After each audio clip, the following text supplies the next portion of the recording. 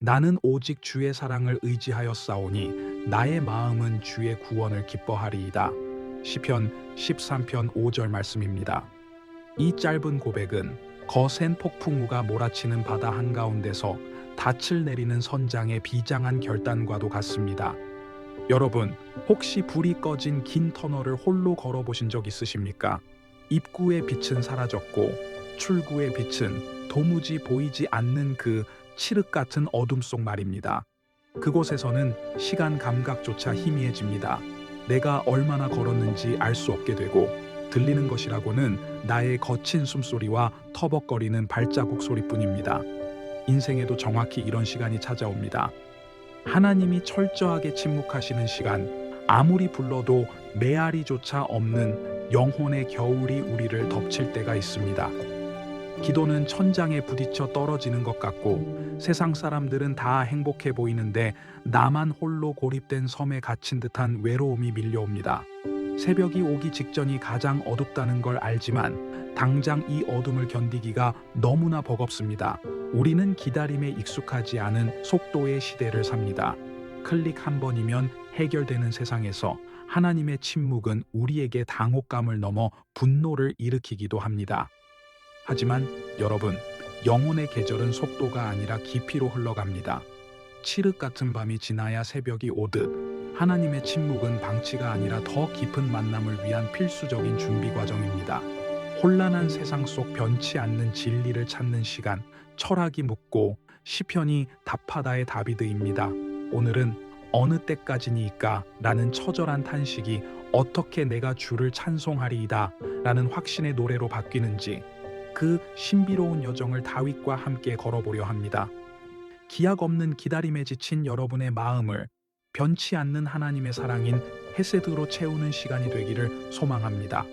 오늘 묵상할 시편 13편은 우리 구독자님들께 너무나 익숙한 풍경일 것입니다.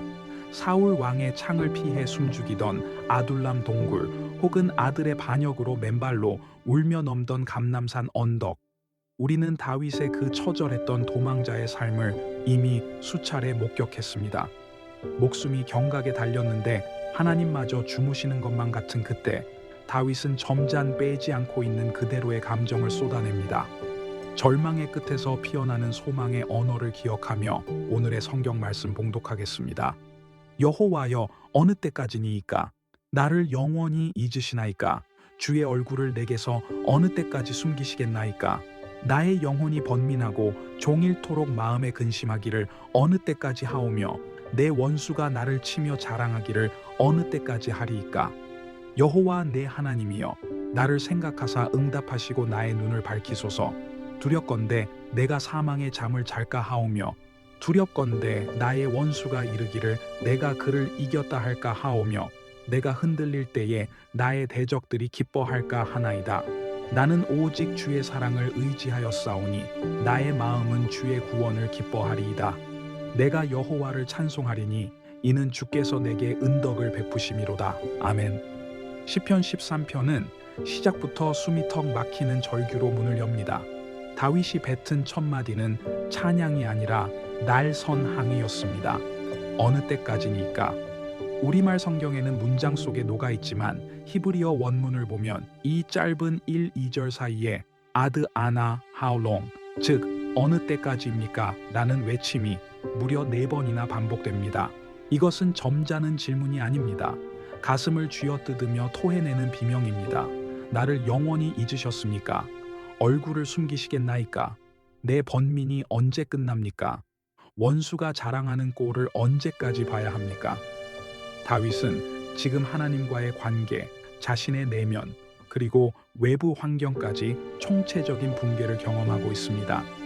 우리는 종종 기도할 때조차 감정을 숨기려 합니다. 하나님 앞에서 화를 내거나 의심하면 죄를 짓는 것이라 생각하기 때문입니다. 그래서 마음은 썩어 들어가는데 입술로는 영혼 없는 감사를 내뱉기도 합니다. 하지만 다윗을 보십시오. 그는 자신의 서운함, 두려움, 답답함을 날 것 그대로 쏟아놓습니다. 하나님은 이 거친 언어를 불신앙이라 꾸짖지 않으시고 오히려 거룩한 성경으로 기록해 우리에게 남겨주셨습니다. 덴마크 철학자 키르케고르는 절망은 죽음에 이르는 병이라고 했지만 동시에 중요한 통찰을 남겼습니다. 하나님 없이 하는 절망은 죽음에 이르지만 하나님 앞에서 하는 절망은 믿음으로 나아가는 산통이라는 것입니다. 사람에게 쏟아내는 한탄은 불평이 되지만 침묵하시는 하나님을 향해 쏟아내는 탄식은 가장 진실한 기도가 됩니다. 다윗은 지금 하나님을 떠나지 않고 하나님을 붙잡고 씨름하고 있는 것입니다. 다윗이 가장 견딜 수 없었던 고통은 사울의 칼날이 아니었습니다. 바로 하나님의 부재였습니다. 주의 얼굴을 내게서 어느 때까지 숨기시겠나이까? 사랑하는 아버지가 내 눈을 피하고 등을 돌린 것 같은 그 차가운 침묵을 느낄 때 다윗의 영혼은 무너져 내렸습니다. 혹시 지금 여러분도 하나님이 내 사정에는 관심이 없으신 것 같아 섭섭하지 않으십니까? 나는 힘들어 죽겠는데 하나님은 팔짱 끼고 구경만 하시는 것 같아 배신감마저 들지 않으십니까? 그렇다면 여러분은 혼자가 아닙니다. 다윗도 욥도 심지어 예수님도 어찌하여 나를 버리셨나이까 외치셨습니다. 부재를 느끼는 것은 믿음이 없어서가 아니라 하나님을 너무나 갈망하기 때문에 느끼는 영혼의 통증입니다. 그러나 사랑하는 여러분, 여기서 우리가 놓치지 말아야 할 중요한 영적 원리가 3절에 등장합니다.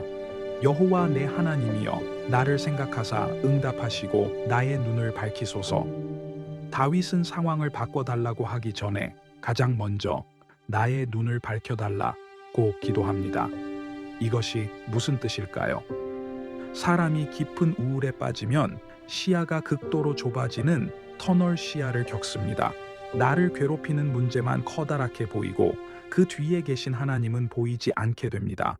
영적인 눈이 어두워지는 것입니다. 다윗이 말한 사망의 잠은 단순히 육신의 죽음이 아닙니다. 영혼이 낙심하여 믿음의 눈을 감아버리고 하나님을 향한 소망을 포기해버리는 영적 무기력증을 경계한 것입니다. 시인 릴케는 젊은 시인에게 보내는 편지에서 이렇게 조언했습니다. 마음속에 풀리지 않는 문제들에 대해 인내하라. 그리고 그 문제들 자체를 닫힌 방이나 낯선 언어로 쓰인 책처럼 사랑하려고 노력하라. 릴케의 말처럼 때로는 응답 없는 시간 그 자체를 견디어내는 것이 믿음의 깊이를 더해줍니다. 터널 안이 캄캄하다고 해서 밖의 태양이 사라진 것은 아닙니다. 단지 구름에 가려져 있거나 내가 어둠 속에 들어와 있을 뿐입니다. 그리고 마침내 5절에서 기적 같은 반전이 일어납니다. 나는 오직 주의 사랑을 의지하였사오니. 4절까지의 탄식과 5절의 확신 사이에는 접속사 하나도 없지만 엄청난 비약이 있습니다. 상황은 단 1%도 변하지 않았습니다. 원수는 여전히 떠들고 있고 응답은 오지 않았습니다. 하지만 다윗의 마음은 지옥에서 천국으로 옮겨졌습니다. 그 비결은 바로 헤세드에 있습니다. 여기서 사랑은 히브리어로 헤세드입니다. 이것은 기분 내키면 잘해주고 수틀리면 돌아서는 감정적인 사랑이 아닙니다. 헤세드는 법적인 구속력을 가진 언약적 사랑입니다. 부모가 자식을 포기할 수 없듯이 하나님이 당신의 자녀를 끝까지 책임지시겠다는 맹세가 담긴 사랑입니다. 다윗의 시선이 변하는 나의 감정에서 변하지 않는 하나님의 성품으로 이동한 것입니다. 철학자 니체는 그대가 오랫동안 시면을 들여다보면 시면 또한 그대를 들여다본다 라고 경고했습니다. 세상은 우리에게 고통의 시면을 바라보게 합니다. 그러나 성경은 시면이 아니라 시면 위에 계신 하나님을 바라보라고 말합니다. 다윗은 고통의 시면에서 눈을 돌려 하나님의 헤세드를 바라본 것입니다. 다윗은 이렇게 선포하는 셈입니다. 지금 상황은 엉망이고 내 마음은 불안해. 하지만 하나님이 나를 사랑하신다는 이 약속만큼은 변하지 않아. 나는 내 느낌을 믿지 않고 하나님의 이 지독한 사랑을 믿겠다. 파도가 칠 때 배가 흔들리는 것은 당연합니다. 그러나 닻을 깊은 바닥에 내린 바에는 떠내려가지 않습니다. 다윗은 영혼의 닻을 하나님의 성품이라는 안반에 내린 것입니다. 그렇다면 이 터널 같은 시간을 지나는 우리는 어떻게 살아야 할까요?